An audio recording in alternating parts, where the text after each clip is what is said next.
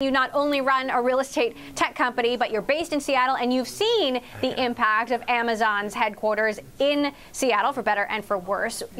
What's your reaction to these two cities on the East Coast, not one city, but two, and both on the East Coast? Well, I think there's not a single city that's big enough for Amazon's ambitions. It realized just how many people it wanted to employ over the next decade, and the Everything Store decided that it couldn't put its eggs in even 2 baskets. It had to have 3. So the real estate market is going to change in Seattle as a result, and I think it's also going to change in Virginia and New York. So Virginia and New York, and we're talking about 2 pretty established metropolitan areas here, but let's get hyper-local. What does this mean for Long Island City and the surrounding areas when it comes to housing? Well, obviously, you're going to see more pressure on housing. I think the government has to agree to create more inventory. That was certainly a slow-coming process here in Seattle. We finally have more density than ever, but Seattle really limited Amazon's growth because it was just so hard to house all the people that Amazon wanted to hire. So I think you're going to see a building frenzy in both New York and Virginia, and obviously in both of those places, there's room to grow. They chose large cities, but they went to the edge of those cities so that there was some room for people to commute to work, for people to find housing.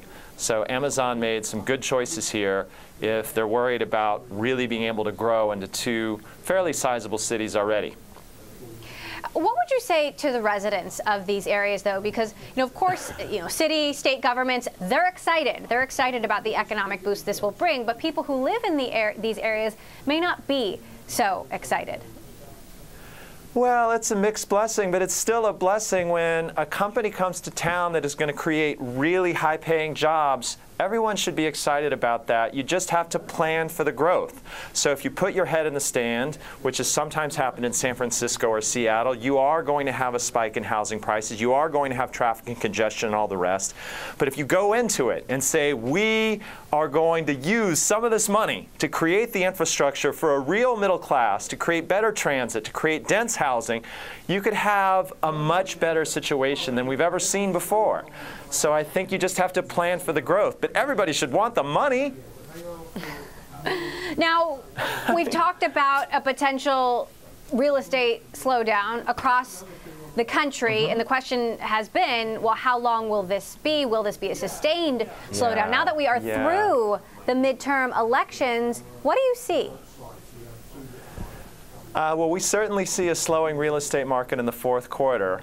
People, especially in the West Coast, are stepping back from making offers on homes. It's one of the crazy things about real estate that when you have a sale, everybody runs out of the store. So buyers are trying to figure out if prices are going to drop further, if rates are going to go up more. They're trying to figure out how to pay for houses, especially in the California markets and Seattle. So that is going to be a real challenge for the overall economy next year. But the question is whether real estate's going to drag the whole economy down, or if the rest of the economy is going to stay strong and bring real estate back up. Because there's a good chance that going into 2019, you've got a roaring economy, you've got a good stock market, and we're going to look back at this 4th quarter and say, oh, I could have had a V8. There were houses that were actually affordable. There weren't such crazy bidding wars. There was a lull in the market. But it's also possible that this could be the beginning of a longer downturn, and everyone's trying to figure that out. And if I had the answer, I wouldn't be on this TV show. I would be buying or selling houses in earnest. But it's still anybody's guess. What does it mean, Glenn, for the tech economy and tech hubs like Seattle, like San Francisco, where the real estate market has been booming? I mean, do those markets stay up, go flat, or do you actually see a pronounced dip? Well, those are the markets that actually are most volatile. I think some of it's influenced by the stock market. There's been a correction in the stock market. We've given up some of the gains that we saw earlier in the year. And people in San Francisco and Seattle are using their stock to pay for a house. You certainly can't do it just with your salary. And so the fact that those markets are starting to cool is actually probably good news for tech employers. Many of us have worried that we have to open an office in Virginia or Montana or who knows where just to be able to pay the rent so that our employees could have a good life, start a family. and still work for us for a reasonable wage. So I think the fact that some of these coastal cities are cooling in the real estate prices is actually good news for all the businesses that are based in those coastal cities. It's a long-needed correction. Got to ask you about Proposition C, the very controversial ballot measure in San Francisco where they're instituting a new business tax, and the revenue would go towards fighting homelessness. You've got people like Salesforce CEO Mark Benioff, who were all for this, and other tech leaders like Jack Dorsey, who runs both Twitter and Square, who were against it. His argument was they need better, more structured legislations, and that this would tax Square, for example, unfairly. It passed, pretty successfully. What's your take?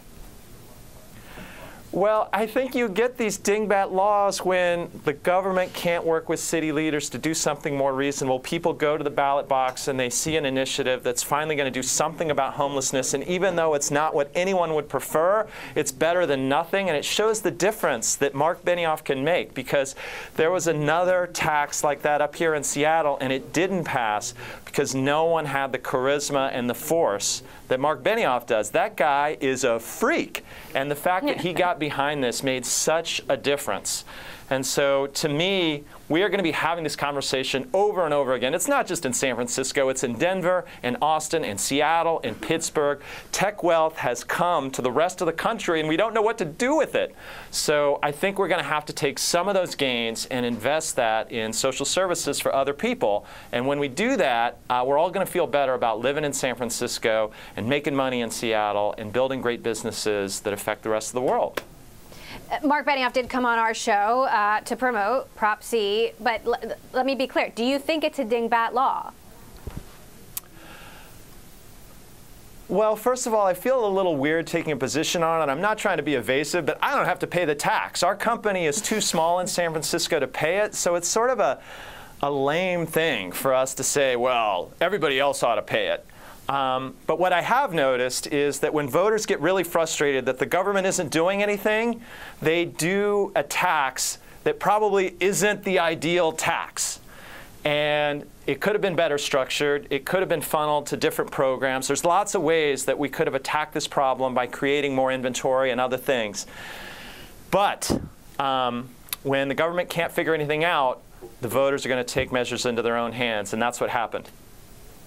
Now, Benioff makes the argument that he knows a lot of billionaires who don't give away enough of their money, or none at all, and it has certainly frustrated him privately, and perhaps some of his frustration there was taken out in the promotion of Prop C. But do you think that he has a good argument that tech billionaires and the winners in this tech economy could be doing a lot more? I mean, Amazon and Jeff Bezos, could that be another good example? If Amazon had been perhaps more involved or given back a bit more, then maybe they could have worked it out with the city of Seattle.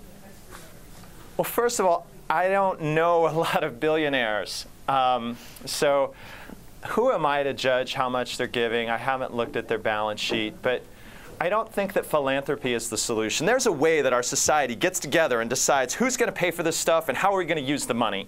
And that is through taxes and social programs and democracy. So this argument that Jeff Bezos ought to give more money or less money, that Bill Gates ought to give more money or less money, to me seems beside the point. We should get together as a society and decide how are we going to pay for this stuff. And everybody's going to have to pay for it a little bit. And the folks who have a lot more money will probably have to pay a bit more too. That seems fair to me. But just the argument that, oh, I didn't see you at last week's charity auction, and you were only raising the paddle for $5,000 and not $10,000, that is a drop in the bucket.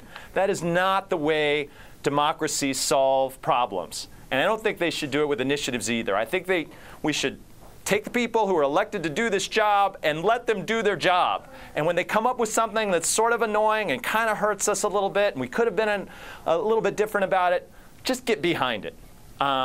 Because when you shoot down an okay bill or a good bill, what you get next is a crazy one.